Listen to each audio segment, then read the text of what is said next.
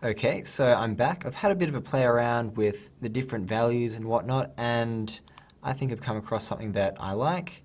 Just give it a bit of a playthrough here for you.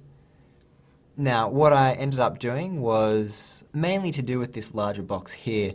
I pulled it up a little higher, and I also tweaked the bounciness to 0.79. I didn't really like what came up with 0.8 and 0.78, so 0.79 it was. And now at this stage, it's looking like I want to finalize this animation. Because it's dynamics, I can't actually scrub backwards, and scrubbing forwards will also kind of destroy the whole purpose of the dynamics. The thing about dynamics is they have to be played forward. And so what we need to do to move on to the next step is actually bake out this animation onto the cubes. So what we're going to do is in the outliner, we're going to select all of these cubes, and then we're going to go to Edit, Keys, Bake Simulation.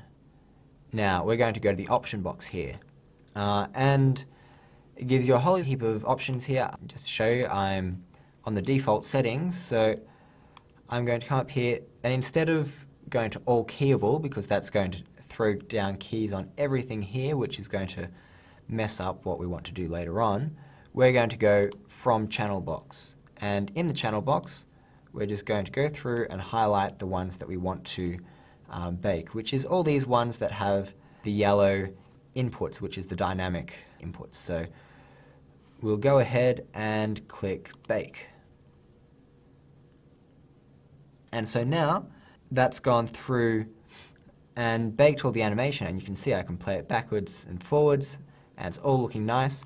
But the thing is, we've still got these dynamic keys on here, which, well, we don't want them on there because that's going to mess up with our plans later on. So what we're going to do is display shapes.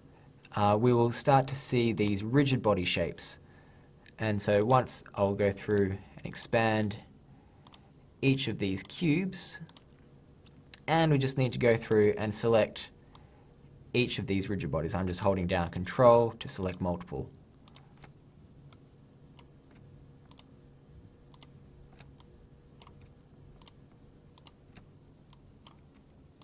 Okay, and with them all selected, I can just hit Delete.